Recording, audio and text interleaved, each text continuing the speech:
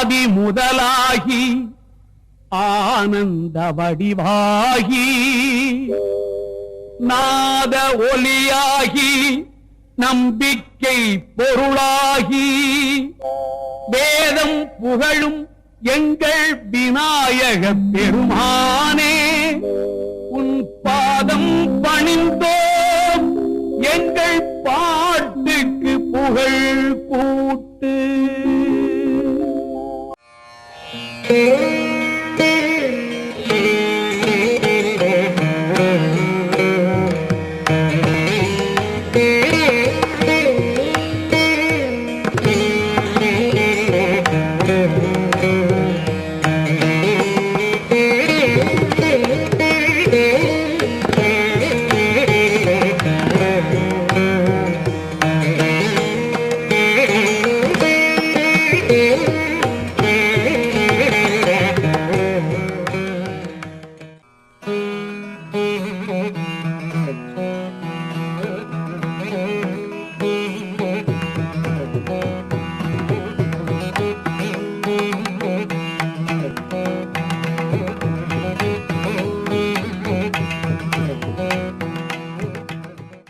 திரு சுகி சிவம் அவர்களினுடைய சிறப்பு சொற்பொழிவு இந்த அரங்கிலே தற்போது நிகழ உள்ளது.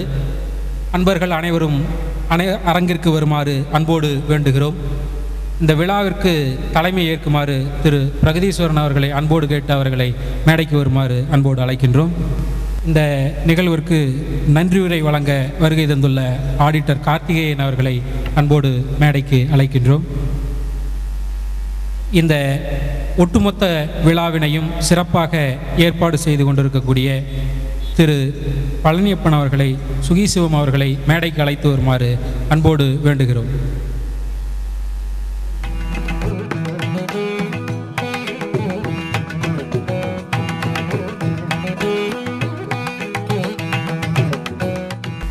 தலைமையுரையாற்ற திரு பிரகதீஸ்வரன் அவர்களை அன்போடு அழைக்கின்றோம். அனைவருக்கும் இனிய வணக்கத்தை தெரியப்படுத்திக் கொள்கின்றோம்.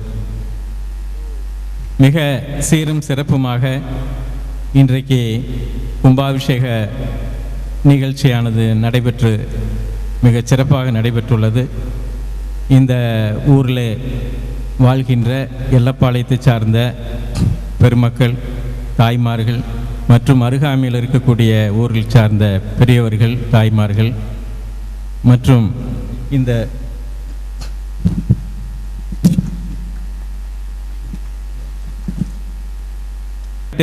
செயல்படுத்திய ஈஏ பழனியப்பன் அவர்களுடைய துணைவியார் ஆகியோரெல்லாம் நிச்சயமாக என்றைக்கும் இந்த நிகழ்வை நினைவில் நிறுத்தி அனைவருமே நெஞ்சத்தில் நிறுத்தக்கூடிய அளவுக்கு சிறப்பாக இன்றைய விழாவானது நிகழ்ந்திருக்கிறது என்று சொல்ல வேண்டும். அத்தோடு நாம் அனைவரும் தினமும் காண்கின்ற மிகச் சிறப்பாக சொற்பெருக்கு ஆற்றுகின்ற கருத்துரை கொடுக்கின்ற நம்முடைய சொல்வேந்தர் சுகிசிவம் ஐயா அவர்கள் இங்கு வருகை தந்துள்ளார்கள். அவரையும் அவரது துணைவியாரையும் மற்றும் அவரோடு வந்திருக்கக்கூடியவர்களையும் என்னுடைய சார்பிலையும் வருக என்று வரவேற்பதிலே மகிழ்ச்சி அடைகின்றேன். கேட்பதற்கும் இன்றைக்கு நாம் கொடுத்து வைத்திருக்கிறோம் என்று சொல்ல வேண்டும். பாரதியினுடைய ஒரு சில வரிகளை மட்டும் சொல்லிவிட்டு மிகச் சிறப்பான சொற்பொருக்கு ஆற்றக்கூடிய அவருக்கு இடையிலே நான் நிற்க விரும்பவில்லை. சொல் புதிது, பொருள் புதிது, சோதிமிக்க நற்கவிதை என்று சொல்லுவார்கள் சுவை. அதுபோல அவருடைய சொல் ஒவ்வொன்றுமே புதிய சொல்லாக, சுவை மிகுந்த சொல்லாக, கருத்தாளம் மிக்க சொல்லாக இருப்பதை தமிழகம் மட்டுமல்ல உலகமே இன்றைக்கு பார்த்து அதனால் பரவசப்பட்டு தன்னுடைய நிலையில் உயரக்கூடிய அளவுக்கு அவருடைய சொற்களானது இன்றைக்கு திகழ்ந்திருக்கிறது என்று சொன்னால் மிகையாகாது. அவர் சமய சொற்பொழிவாளர் என்ற நிலையிலே அல்லாமல், ஆன்மீக சொற்பொழிவாளர் என்ற நிலையில் அல்லாமல், ஒரு சோசியல் சயின்டிஸ்ட்னு சொல்லலாம். ஒரு நல்ல கருத்துக்களை பக்குவமாக பதமாக இதமாகன்னு சொல்லுவாங்க. நான் சொல்லக்கூடிய கருத்து சில பேருக்கு ஏற்புடையதாக இருக்காது, இருந்தாலும் இதுதான் உண்மை என்பதை மிக தெளிவாக அதை கண்டு எந்த மனதிலே எந்த கருத்தையும் வைத்து கொள்ளாமல் அவருக்கு மனதிலே தோன்றுகின்ற கருத்துக்களை முழுமையாக வெளியே சொல்லக்கூடிய ஒரு சில தலைவர்களில் அவர்தான் தலையாய தலைவராக இருக்கிறார். அதனால்தான் சொல்லின் செல்வர் என்று சொல்லுகின்றோம்.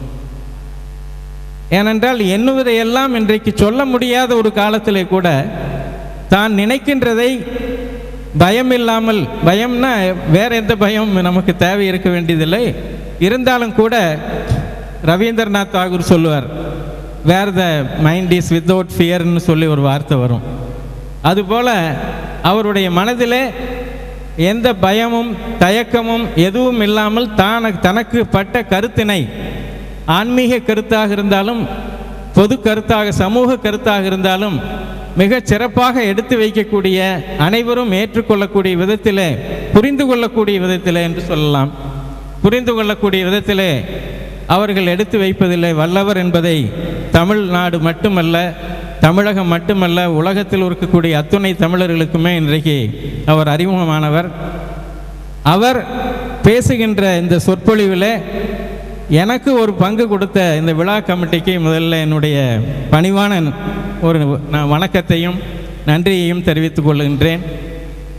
ஏனென்றால் நான் எல்லாம் அவருடைய சொற்பொழிவுகளை அவர் சொன்னது போல் தினமும் பார்க்குற, அவருடைய முகத்தை தினமும் பார்த்துட்ருக்கோம் தொலைக்காட்சி மூலமாக. அதோடு கோவையில் நடக்கக்கூடிய எப்போ ஒரு நிகழ்ச்சியில் நான் எப்போவும் வருவேன். அத்துடன் அவர் எங்கள் பக்கத்தில் தான் இருந்தார். கோயம்புத்தூரில் நான் கவுண்டம்பாளையத்தில் தான் இருக்கேன். அதனால் சில சமயங்களில் நான் அவரை அதை பார்த்து கொள்வது உண்டு. அறிமுகம் இல்லாததுனால ஆரம்பத்தில் பேசுவதில்லை. ஆனால் இன்றைக்கு எனக்கு கிடைத்த வாய்ப்பு உண்மையிலேயே அம்பாள் கொடுத்த ஒரு அதிர்ஷ்டம் என்று நான் நினைக்கின்றேன். என்னுடைய இந்த தலைமை பதவியானது உண்மையிலேயே எனக்கு கொடுத்ததற்காக இந்த விழா குழுவினருக்கு நன்றி பாராட்டி, அவருடைய சொல், அவருடைய ஆற்றலை அருகிலிருந்து கேட்கக்கூடிய ஒரு வாய்ப்பை ஆண்டவன் கொடுத்ததற்காக மீண்டும் அம்பாளுக்கு நன்றி கூறி இந்த விழா கமிட்டியினருக்கும் நன்றி கூறி அமைகின்றேன். நன்றி, வணக்கம். சொல்வேந்தர் சுகீசிவம் அவர்களுக்கு பொன்னாடை அணிவித்து சிறப்பு செய்ய திரு ஈ. பழனியப்பன் அவர்களை அன்போடு வேண்டுகிறோம்.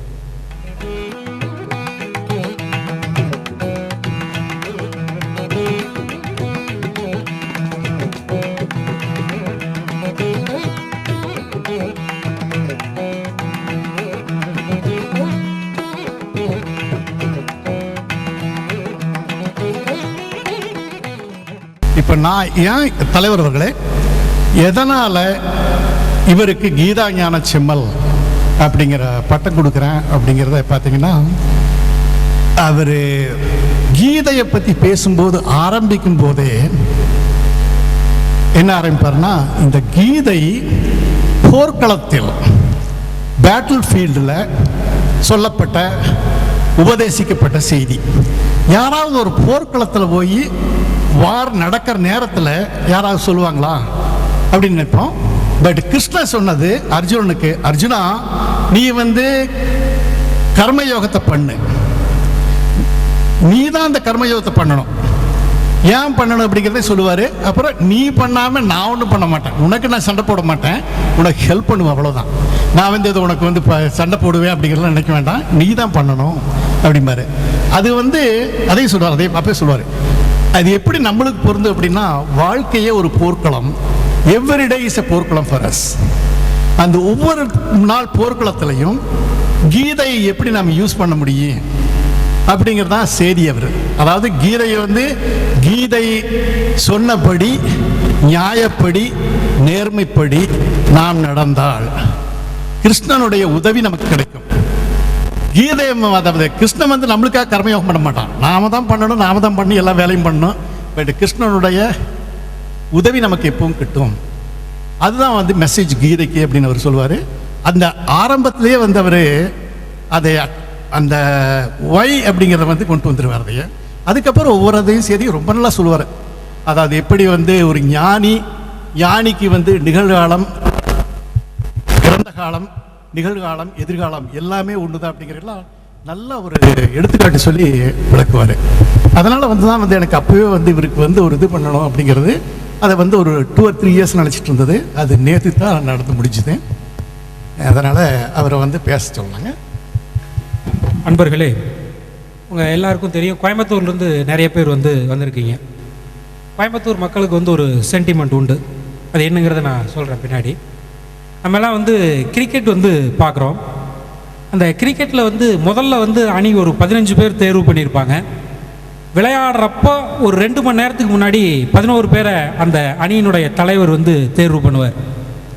அந்த அணியினுடைய தற்போது இந்தியனுடைய கேப்டன் டோனியை பற்றி சொல்லும்போது சொல்லுவாங்க, அந்த 2 மணி நேரத்துக்கு முன்னாடி அவர் கையில் அந்த ஸ்லிப்பை கொடுத்துட்டா 11 பேரை எழுதும்போது முதல் பேராக அவர் வந்து சுரேஷ் ரெய்னா அப்படின்னு எழுதிட்டு தான் அடுத்தவங்களை கேட்பாராம். சரி, அடுத்தது மற்றதெல்லாம் யார் அப்படின்னு சொல்லி.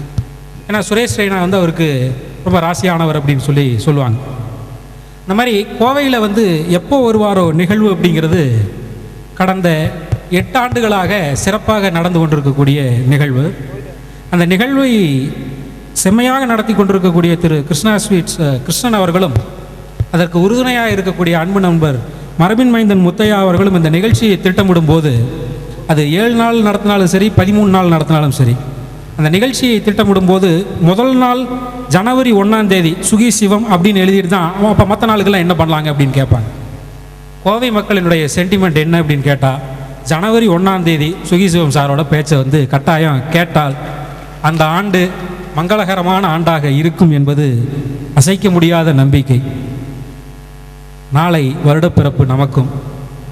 ஆண்டினுடைய கடைவாயிலில் நின்று புத்தாண்டை எதிர்நோக்கி இருக்கக்கூடிய நம்மிடையே இந்த எதிர்வரக்கூடிய ஆண்டு மங்களகரமான ஆண்டாக மாற்றுவதற்காக நம்மிடையே கிராமியம், தேசியம், தெய்வீகம் என்கின்ற இந்த தலைப்பிலே தற்போது சொல்வேந்தர் அவர்கள். இறைவன் படைத்தனன் தன்னை நன்றாக தமிழ் செய்யுமாறு அருளுருவான அன்னை பராசக்தினுடைய தனிப்பெரும் கருணையினாலே ஒரு சிறந்த இந்தியருமாகிய திரு ஈ. பழனியப்பன் அவர்கள் தம்முடைய உற்றார் உறவினர் நட்போடும் உதவியோடும் மிகச்சிறப்பாக நடத்தி முடித்திருக்கிற இந்த குடமுழுக்கு பெருவிழாவிலே இந்த காலை நிகழ்வில் தலைமையேற்றிருக்கிற ஐயா அவர்களையும் வாழ்த்துரை வழங்கிய பெரியோர்களையும் ஆடிட்டர் அவர்களையும் இங்கே வருகை தந்திருக்கிற உங்கள் அனைவரையும் அன்போடு வணங்கி இந்த உரையை தொடங்குகிறேன். ஒரு எளிய கிராமம், இங்கே இருக்கிற இந்த சமூகம் வந்து ஒரு சிறந்த கல்ச்சுரல் ஐநூற்றன் செட்டியார் அந்த மரபு. நேற்று ராமகிருஷ்ணன் சொன்னதை போல 3000 குடும்பங்கள் என்று சொன்னாலும் குறைந்த எண்ணிக்கையிலே நிறைந்த சிவபக்தி, படிப்பு, எல்லாருமே நல்லா பேசுகிறார். எளிய ஒரு வாய்ப்பு கிடைக்கிற போது கூட அழகாக பேசுகிறார். ஒரு தரமான விஷயத்தை தேர்ந்தெடுத்து அதை ரசிக்கிற பாராட்டுகிற பண்பு, இதெல்லாம் நான் முதல்ல வாழ்த்த வேணும், பாராட்ட வேணும். நம்ம நாட்டில் ஒரு எழுதாத சட்டம் இருக்கிறது. அது என்ன சட்டம்னு கேட்டால் மரபு அப்படின்னு பேர். அது எழுத்தில் இருக்காது, ஆனால் மரபில் இருக்கும். நான் அதுக்கு ஒரு உதாரணம் சொல்கிறது உண்டு. Doctor MS. சுப்புலட்சுமி அவர்களுக்கு பத்மஸ்ரீ பட்டம் கிடைச்ச போது சென்னை மியூசிக் அகாடமியில் ஒரு பெரிய பாராட்டு விழா. செம்மங்குடி சீனிவாச ஐயர் அப்படிங்கிற ஒரு மிகப்பெரிய இசை மேதை, அவர் தலைமை. எம்.எஸ். சுப்புலட்சுமிக்கு நேற்று இவர் எனக்கு ஒரு சிறப்பு பண்ண மாதிரி ஒரு தங்க செயின் எம்.எஸ். சுப்புலட்சுமிக்கு போடுகிறார். செம்மங்குடி சீனிவாசர் கையில் எம்எஸ்க்கு போட வேண்டிய ஆள் உயர மாலை, பெரிய மாலை, அந்த செம்மங்குடி சீனிவாச ஐயர் கையில் கொடுத்து எம்.எஸ். சுப்புலட்சுமிக்கு போட சொல்கிறாங்க. செம்மங்குடி சீனிவாச ஐயர் ரொம்ப குறும்பு பிடிச்சவர். மாலையை இப்படி கையில் வச்சுக்கிட்டாரு. எம்எஸ் இப்படி இருக்காங்க, பக்கத்தில் நின்றுக்கிட்டார். நீங்கள் எல்லாம் எம்எஸ்க்கு மாலை போட சொல்லி மாலை கொடுத்துருக்கேன், என்ன இருந்தாலும் எம்எஸ் ஒரு பொம்னாட்டி, நான் ஒரு ஆம்பளை. ஒரு ஆம்பளை பொம்னாட்டிக்கு மாலை போட்டால் நன்னா இருக்குமான்னு எனக்கு தெரியல. நீங்கள்லாம் என்ன நினைக்கிறீங்க? கூட்டத்தை பார்த்து கூட்டத்தில் இருக்கிறவங்கலாம் போடுங்கோ போடுங்கோ போடும். ஏன்னா அது அவன் பிரச்சனை இல்லை. சிக்குனா செம்மங்குடி குடுமி தான் சிக்கிக்குமே ஒழிய இவன்லாம் விட்டு போடுவான் பேசாமல். அதை போடுங்க போடுங்கன்னா போட்டு என்ன ஆகுதுன்னு பார்க்கணும்னு ஒரு ஆசையில் சொல்கிறான், போடுங்க போடுங்க அப்படி. செம்மங்குடி சொன்னார், நீங்கள் சொல்லிட்டு அதை நம்பி நான் போட முடியுமா? கல்கி சதாசிவம் பக்கத்தில் இருக்கார், எம்எஸோட ஆம்பளையா. அவர் அனுமதி இல்லாமல் நான் அவருக்கு மாலை போட முடியுமோ அப்படின்னா சதாசிவம் சார் பேஷா போடுங்க அப்படின்னார். அவர் சங்கீத சரஸ்வதி எம்எஸ், ஒரு டிவைன் டெய்டி அந்த அம்மா. அவங்களுக்கு மாலை போடுறதுல என்ன ஒரு இன்ஹிபிஷன் வேண்டியதில்லை, போடுங்க அப்படின்னார் கல்கி சதாசிவம். சதாசிவம் சொல்லிட்டார், நான் போட முடியுமா? எம்எஸ் என்ன நினைக்கிறான்னு எனக்கு தெரிய வேண்டாமான்னார். எம்எஸ்க்கு வெக்கம் அப்படியே முகம் சிவந்து போய் தலையை அப்படியே தொகை போட்டுக்கிட்டு இப்படின்னாங்க, அதை பற்றி ஒன்றும் இல்லைங்கிற மாதிரி அப்படின்னாங்க. இவ போட சொல்லிட்டா, நான் போட்ட முடியுமா? எங்கள் ஆத்துக்காரிங்க உட்காந்து பார்த்துட்டே இருக்கா. அவன் என்ன நினைக்கிறான்னு தெரியாது, ஆத்துக்கு போனால் ஏன் நிலைமை என்ன ஆகும்னு தெரியாது இல்லையா. அதனால் அவன் ஓப்பனாக சொல்லணும்னு அந்தம்மா அதை விட வெக்கப்பட்டு போடுங்க போடுங்க அப்படின்னாங்க. இப்போ போடுங்க, வீட்டில் வந்து நான் போடுன்னு போடுறேன், போடுங்க போடுங்க அப்படின்ட்டாங்க அந்தம்மா.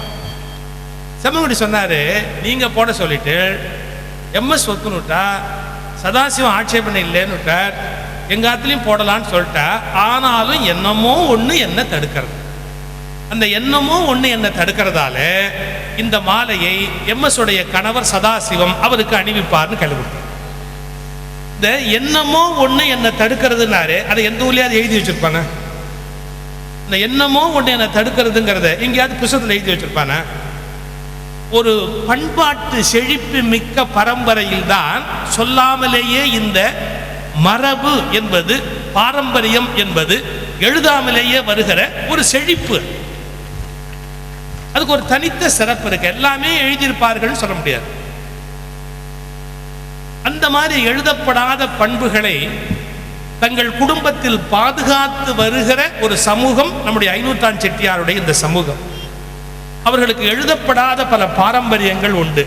வழிபாடு, சிவபூஜை, ஒரு ஈடுபாடு, ஒரு நெறியோடு கூடிய வாழ்க்கை, தொழிலில் ஒரு நேர்மை. நெற்றியில திருநீர் இல்லாத பெண்களை நீங்கள் இங்க பார்க்க முடியாது. திருநீர் இல்லாத ஆண்கள் அல்ல, திருநீர் இல்லாத பெண்களையே நீங்கள் பார்க்க முடியாது. அது ஒரு தனித்த சிறப்பு. இந்த மாதிரியான ஒரு சிறந்த சமூகத்திலே தோன்றிய நம்முடைய நண்பர் திரு பழனியப்பன் அவர்கள் தன்னுடைய கிராமத்தின் மீது அளவு கடந்த ஈடுபாடு உடையவர். நிறைய படித்து இங்கே சிரமப்பட்டு வாழ்வினுடைய ஆரம்ப பகுதிகளில் பல கண்ணீர் சம்பவங்களை எல்லாம் கடந்து கல்வியின் மூலமாக ஒரு உயர்ந்த இடத்தை பெற்று வெளிநாட்டில் போய் நல்ல பொருளீட்டி தொழில் செய்து, நான் அவருடைய மலரிலே ஒரு சின்ன கட்டுரை எழுதியிருந்தேன். அவருக்கு ஒரு மலர் வெளியிட்டார்கள், அந்த கட்டுரை எழுதியிருந்தேன். இந்தியாவிலே இருக்கிற பல பேர் அமெரிக்காவிலே வேலைக்கு போக வேண்டும் என்று அமெரிக்கரிடம் வேலைக்கு போக ஆசைப்படுகிற போது 5-6 அமெரிக்கர்களை தன்னிடத்தில் வேலைக்கு வைத்திருக்கிற இந்தியர் நம்முடைய பயணியர். அதெல்லாம் எவ்வளவு பெருமையான விஷயம். நான் போய் உங்க வீட்டில் தங்கி இருந்து பார்த்தேன்.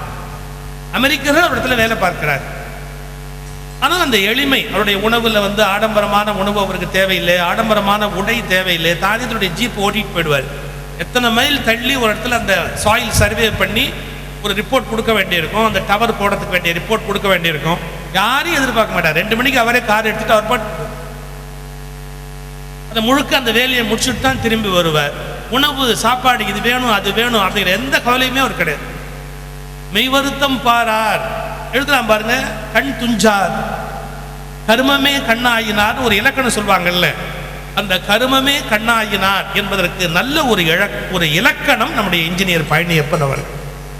அவருடைய வாழ்க்கை துணைவியாரும் அது மாதிரி அவருடைய லட்சியங்களுக்கு ஈடு கொடுக்கக்கூடிய அருமையான ஒரு சகோதரியார். அவர் அப்பப்போ ஜெயா ஜெயான்னு அப்படியே கூப்பிடுவார். அவங்க வரணும்னு எதிர்பார்க்க மாட்டார், அவரே போய் தண்ணி குடிச்சிட்டு வந்துடுவார். அதாவது அவ்வளவு எளிமையான பண்பு உடையவர் நம்முடைய பழனியப்பன். அவர்களும் அவ்வளவு சிறந்த பண்புகள் உடையவர்கள். இந்த கோயில் கும்பாபிஷேகத்துக்கு முதல் முறையாக என்னை அழைத்தார்கள். அப்போது தொடங்கிய ஒரு தொடர்பு, உங்கள் குடும்ப திருமணத்துக்கு ஒரு முறை நான் பேசினேன் நினைக்கிறேன் அவினாசியில். அப்படியே தொடங்கிய தொடர்பு அது நீடித்து பல ஆண்டுகளாக இந்த நட்பு வளர்ந்து கொண்டே இருக்கிறது. இந்த கும்பாபிஷேகத்தை பற்றி அவர்கள் நீண்ட கனவு கண்டு ரொம்ப அருமையான முறையில் இந்த கும்பாபிஷேகம் நடக்கணும் அப்படின்னு, அது ஒரு இயல்பு. தன் கிராமத்தில் கும்பாபிஷேகத்தை எல்லாரும் விரும்புவார்கள். ஆனால் அந்த கும்பாபிஷேகத்தில் வேறு ஒரு சிறப்பு சேர்த்தார். பிரபஞ்சனுக்கு ஒரு பாராட்டு, எனக்கு ஒரு பாராட்டு. அதாவது இந்தியாவில் பெரிய சமூக பணி, நல்ல பணி செய்து கொண்டிருக்கிற சிந்தனையாளர்களை இந்த விழாவில் அழைத்து நம்ம ஊர் பெருமக்கள் முன்பாக பாராட்ட வேண்டும் என்று ஒரு பெரிய முயற்சியை நேற்று எடுத்துக்கொண்டார். நேற்று எனக்கு நேரம் குறைவாக இருந்ததால் நிறைய விஷயம் சொல்ல முடியல. அவருடைய அந்த அந்த அந்த எண்ணத்தினால இந்த விழாவினுடைய அந்த தன்மை பல மடங்கு உயர்ந்து போனது. அவருக்கு முதலில் எங்களுடைய இதயமார்ந்த நன்றியையும் வாழ்த்தையும் பாராட்டையும், அவருக்கு நீண்ட ஆயுள், நிறை செல்வம், நிறை புகழ், நிம்மதி இவையெல்லாம் எல்லாம் அல்ல பராசக்தி என்றென்றும் அருள வேண்டும் என்று மனம்மை மொழிகளாலே பிரார்த்தித்து வாழ்த்துகிறேன். அவருடைய செல்வம் பயனுடையது, ஊருக்கும் உலகத்துக்கும் எப்படி பயன்பட வேண்டும் என்ற எண்ணத்தில் அந்த செல்வத்தை பயன்படுத்துகிறார். நிறைய சம்பாதிக்கிறது பெரிய விஷயம் இல்லை. சில பேர் சம்பாதிப்பார்கள், அது ஒன்னே குறிக்கோளாக இருப்பாங்க. சம்பாதிக்கும் சம்பாதிக்கும் சம்பாதிக்கும், எதுக்கு சம்பாதிக்கணும் கூட தெரியாது. பல பேர் சம்பாதிச்சுக்கிட்டே இருப்பாங்க. ஒரு பெரிய வியாபாரி, அவருடைய இறைவு நிறுதி காலம் அவர் படுக்கையில் படுத்திருக்கிறாரு. மூச்சு சடுகுடாடுது, உள்ளேயும் வெளியிலையும் சடுகுடாடிட்டு இருக்குது. அப்படி மூச்சு விட்டுக்கிட்டு இருக்கிறாரு அவரு. அப்ப திடீர்னு லேசா கண்ணை திறந்து கேட்டாரு, மூத்த மவன் எங்க, மூத்த மவன் எங்க அப்படி. உடனே உங்க மனைவி சொன்னாங்க, எங்க நீங்க நாளை வரைக்கும் தாங்க மாட்டீங்கன்னு சொன்னாங்க, பேசாம படுங்க, மூத்த மகன் இங்க தான் நிக்கிறான், எங்க பார்த்த வலது கை பக்கமா நிக்கிறான் பாரு. திரும்பி ஆரம்பிச்சாரு, இந்த நடுவுள்ளவன் எங்க, நடுவுள்ளவன் எங்க போயிட்டான், நடுவுள்ளவனை காணுமே அப்படி. சும்மா இருக்க மாட்டீங்களா, இடதுகை பக்கமா அவன் தான் நின்றுக்கிட்டு இருக்கிறான், நடுவுள்ளவன் அங்கதான் இருக்கிறான், அவன் எங்கேயும் போல, அவங்க தான் இருக்கிறான், நிம்மதியா தூங்குங்க. ஒரு 10 நிமிஷம் கழிச்சு மூச்சு அப்படி இப்படி விட்டு திரும்பி, இந்த கடைசி பையன் எங்க போய் தொலைந்தான், கடைசி பையன் எங்க, இந்த கடைசி பையன் தலைமாட்டில் தான் நிற்கிறான், நல்லா தான் இருக்கிறான், கடைசி பையன் தலைமாட்டில் நிற்கிறான், ஏன் இப்படி புலம்புறீங்க அப்படின்னு நாங்கள் மனைவி. அப்படி சொன்ன உடனே பட்டுன்னு படுக்கையிலேருந்து ஏஞ்சி உட்காந்து கேட்டாரு, 3 பையன் இங்கே வந்துட்டானா, வியாபாரம் நல்லா நடக்குமே, இப்போ 3 பையன் இங்கே வந்துட்டா கடையை எவன் பார்த்துக்குவான், கடையை எவன் பார்த்துக்குவான், அறிவு இருக்கா, 3 பையன் இங்கே வந்து நிற்கிறானே, இந்த குடும்பம் உருப்பிடுமா. இவர் கொஞ்ச நேரத்தில் போறாரு. அப்போ கூட காசு அள்ளி கல்லால போடுறதுலயே கவனமா இருந்தா என்ன ஆகுது. சென்னையில் நான் ஆஸ்திக சமாஜம்னு ஒரு இடத்துல பேசிக்கிட்டு இருக்கிறேன் சென்னையில். அப்படி பேசிக்கிட்டு இருக்கும்போது ஒரு அம்மா வந்து என்னை பார்த்து, நீங்கள் சாந்தோமே ஸ்கூலில் தானே படிச்சிங்க என்ன? ஆமாம். இன்னும் கிளாஸ் இன்னாரோட படிச்சிங்கல்ல? அவர் தான் எங்கள் வீட்டுக்கார். நான் யாரோட படித்தோன்னா கிளாஸ்மேட், எங்கள் வீட்டுக்கார். அப்படியா, நல்லா இருக்கிறானா? நல்லா தான் இருக்கிறாரு, எங்களை தான் நல்லா இருக்க விட மாட்டேங்கிறாரு. என்ன? ஐயோ பெரிய அவஸ்தை பாருங்க. இன்னைக்கு உங்கள் சொற்பொழி கூட கூப்பிட்டேன், வாங்க, எவ்வளோ பெரிய மனுஷன் நம்ம ஊரில் வந்து பேசுகிறாரு வாங்க. அதெல்லாம் வரமாட்டேன், அந்த ஆளுக்கு ஒரு வேலை இல்லைன்றாரு. ஒரு என்னங்க எப்போ பார்த்தாலும் வியாபாரம் வியாபாரம், பணத்திலேயே கவனமாக இருக்கிறாரு, ஒரு நல்ல பேச்சு கேட்க வரமாட்டேங்கிறாரு, நீங்கள் ஒரு உதவி பண்ணுங்க. என்னம்மா? நாளைக்கு காலையில் நம்ம வீட்டுக்கு வந்து அவருக்கு புத்தி சொல்லுங்க. உலகத்திலேயே முட்டாள்தனமான வேலை புத்தி சொல்கிற வேலை.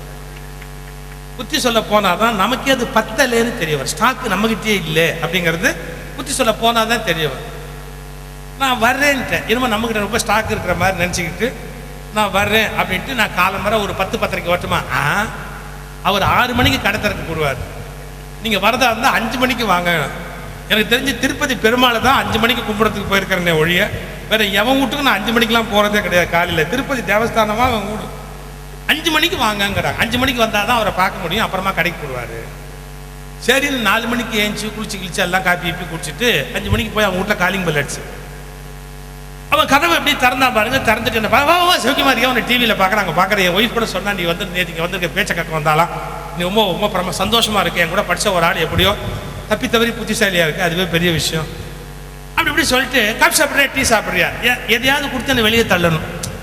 என்னை தள்ளிட்டு அவன் வெளியே போயிடல. அதுக்கு காஃபி சாப்பிட்றேன். நான் சொன்னேன், எதுவும் இட்லி சாப்பிட்ற ஐடியா இருக்குன்னா 8 மணிக்கு இட்லி சாப்பிட்ற ஐடியா. ஐயோ 8 மணிக்கு நான் இங்கே இருக்க மாட்டேன், கடைக்கு போடுவேன். என்னடா கடைன்னு அலையுதியே கொஞ்சம். சரி, இவனுக்கு புத்தி சொல்ல நேரம் இல்லை, ரொம்ப கம்மியாக இருக்கும், என்னை வெளியே தள்ளுறான். சரின்னு பழின்னு கேட்டேன், இப்படியா இருந்தால் எப்படா பொட்டுன்னு போனால் நாளைக்கு சொர்க்கத்துக்கு போவியா நரகத்துக்கு போவியா யோசிக்க வேணாமா? கொஞ்சம் யோசிக்கிறா, நரகத்துக்கு போவியா சொர்க்கத்துக்கு போவியா, எங்கடா போவேன்? வியாபாரம் எங்கே நல்லா நடக்குமோ அங்கே தான் போவேன். அவன் அங்கேயும் போய் கடை போடுற ஐடியாவில் இருக்கிறானே ஒழிய கடை தேடுற ஐடியாவில் இல்லை. சார் வியாபாரம் பண்ணணும், பொருள் ஈட்டணும். ஆனா பொருள் ஈட்டுவதனுடைய நோக்கம் என்ன? நடுவனது எய்த இருதலையும் எய்தும். அறம் பொருள் இன்பம் அப்படின்னு மூணா பிரித்தார்கள் வாழ்க்கையில. நடுவனது எய்த இருதலையும் எய்தும். பொருள் ஈட்டினால் அறமும் கிடைக்கும், இன்பமும் கிடைக்கும். அப்போ அந்த நோக்கத்துக்காக, பொருளை பொருளுக்காக அல்ல, பொருள் மூலம் அறம், பொருள் மூலம் இன்பம், அது புரிந்து வாழ்வது என்பது பெரிய. சில பேர் அக்யூமுலேட் பண்ணுவாங்க, வெறும் அப்படியே மூட்டை மூட்டை மூட்டை கட்டி ஒண்ணுமே பயன் இல்லாமல் போடுவாங்க. நாங்கள் கோயம்புத்தூரில் குடியிருந்தோம். எங்கள் வீட்டுக்கு கீழ் வீட்டில் ஒரு சேட்டு குடும்பம் இருந்தது. காட்டூருங்கிற இடத்துல இருந்தோம். அங்கே எங்கள் வீட்டுக்கு கீழே ஒரு சேட்டு குடும்பம். அந்த சேட்டு சம்சாரம் என்ன பண்ணும், அவன் சட்டையை மாட்டிட்டு எங்கேயாவது பாத்ரூம் போகும்போது ஒரு 500-100 கிளப்பிடும். நம்ம சட்டையை இப்படி மாட்டிட்டு இப்படி போவான் பார்த்தீங்களா, அதில் 100 ரூபா உருவிடும், ஒரு 200 ரூபா உருவிடும், ஒரு 500 ரூபா உருவிடும். அவனுக்கு கணக்கே தெரியாது, அவனுக்கு சம்சாரத்திலே கணக்கு தெரியாது. ஒரு சம்சாரம் எடுத்ததில் எப்படி கணக்கு தெரியும் அவனுக்கு? அவன் என்ன பண்ணுவான், அதை அப்படியே உருவிடும், டக்கு டக்குன்னு அப்படியே சேர்த்து அது வீட்டில் ஒரு பானையில் போட்டு போட்டு மூடி வச்சிருந்தேன். அப்படியே போட்டு போட்டு போட்டு மூடி வச்சிருந்தேன். இது எங்களுக்கு தெரியாது, முதல்ல தெரியாது. எப்படி தெரிஞ்சதுங்கிறது தான் பெரிய கதை. ஒரு நாள் யாரோ செத்து போயிட்ட மாதிரி நெஞ்சில் அடிச்சுக்கிட்டு அந்த பொம்பளை அழுதுது. ஓன்னு சத்தம். மாடியிலேருந்து நாங்கள் தப்ப தப்பான்னு இறங்கி ஓடணும். என்ன ஏது, அந்த வீட்டில் ஏதோ ஆகிப்போச்சு அப்படின்னு அங்கேருந்து இறங்கி உள்ளே போய் பார்த்தா அந்த பானையை வச்சுக்கிட்டு எலி ரூபாயை கடிச்சு கடிச்சு கொதறி கொதறி கொதறி போய் எலி குஞ்செல்லாம் உள்ளே உட்காந்துருக்கு. அந்த பானைக்குள்ளே உட்காந்து அது கூட கொடுத்து நடத்துது எலி. அது எல்லாம் அதுக்கு 100 கண்டுதா, 200 கண்டுதா, 500 கண்டுதா, கடிச்சு கொதறி அந்த பொம்பளை ஓன்னு கத்துது. ஐயோ போச்சு, அத்தனையும் போச்சு, அத்தனையும் போச்சு, அத்தனையும் போச்சு அப்படின்னு. ஆனால் இவ்வளவு அழுத பொம்பளை சொல்லிச்சு, தயவுசெய்து வீட்டுக்காட்ட சொல்லிடாதீங்க. அது ரொம்ப கவனமாக இருந்தது. அவருக்கு தெரியாமல் இருக்கணுங்கிறது ரொம்ப கவனமாக இருந்தது. பாருங்க, அது நம்ம சேர்த்து வச்சிருந்தது ஏதாவது பிரயோஜனம் உண்டா? யாருக்காவது பயன் உண்டா? எலி குஞ்சு கடிச்சது தான் மிச்சம். வாழ்க்கையில் சம்பாதிக்கணும், அதை சரியானபடி இன்வெஸ்ட் பண்ணணும், சரியானபடி அதை விருத்தி பண்ணணும், சரியானபடி அதை தர்மம் பண்ணணும். என்னுடைய கணிப்பனை தெரியுங்களா, சம்பாதிப்பது கூட கஷ்டம் இல்லை, அதை தர்மத்தோடு செலவு செய்வது அதை விட பெரிய கஷ்டம். தர்மத்திலிருந்து மாறாமல் நம்முடைய செலவு பண்றதுக்கு பாருங்க ரொம்ப பெரிய கஷ்டம். அதை சரியா செய்கிறவர்களை நாம எவ்வளவு இருந்தாலும் மனம் திறந்து பாராட்டு. நிறைய பணம் சம்பாதிச்சா தங்கமா மாத்தினா எல்லாத்தையும் ஒரு செங்கல் சைஸுக்கு மாத்திட்டான். ஒரு செங்கல், அது தங்கம்னு சொல்ல முடியாது, செங்கல்னு சொல்ல முடியாது, தங்கல்னு வச்சு தங்கல், தங்க கட்டி அப்படியே செங்கல் சைஸுக்கு வச்சிருக்கான். வீட்டில் தோட்டத்தில் புதைச்சி வச்சிருக்கான், தோண்டி அதை அப்படியே புதைச்சி வச்சிருக்கான். தினம் காலில் போன உடனே லட்சுமி முகத்தில் முழிக்கணும்னு தோண்டி அந்த செங்கலை எடுப்பான், தங்கலை எடுப்பான், அப்படியும் பார்ப்பான், பார்த்து சந்தோஷப்பட்டு முள்ள வச்சு புதைச்சிருக்கான். நீங்கள் யோசிப்பீங்க, இப்படி பார்க்குறதுல யாருக்காவது மகிழ்ச்சி வருமா? எவ்வளோ பேர் டெய்லி பாஸ்புக்கை பார்த்து பார்த்து மகிழ்ச்சி அடைந்து இருக்கான்னு தெரியுங்களா? இந்த பாஸ்புக் எடுத்து பார்த்துறேன், ஒரு பெரிய சந்தோஷம். காதலி கடிதத்தை விட பாஸ்புக்கை பார்த்து சந்தோஷப்படுறவங்க எவ்வளோ பேர் இருக்கான். அது அப்படி பார்த்து பார்த்து பார்த்து மகிழ்ச்சி அடையும். இவன் அது மாதிரி அந்த செங்கலை பார்க்கறத சார் பக்கத்து வீட்டுக்காரன் ஒரு நாள் எட்டி பார்த்துட்டான். ஆஹா, இவன் வீட்டில் செங்கல் மாதிரி சைஸுக்கு தங்கம் வச்சிருக்கான்னு கண்டுபிடிச்சிட்டான்.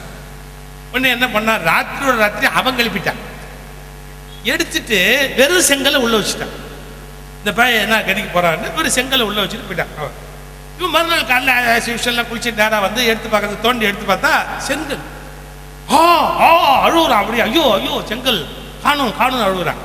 அவன் தோட்டத்துலேருந்து இப்படி எட்டி பார்த்து, ஏன் அழுகுறேன்னு, ஐயோ பாரு இது மாதிரி தங்கம் வச்சிருந்தேன் செங்கல் ஆயிடுச்சு அப்படின்னு அழுகுதான்.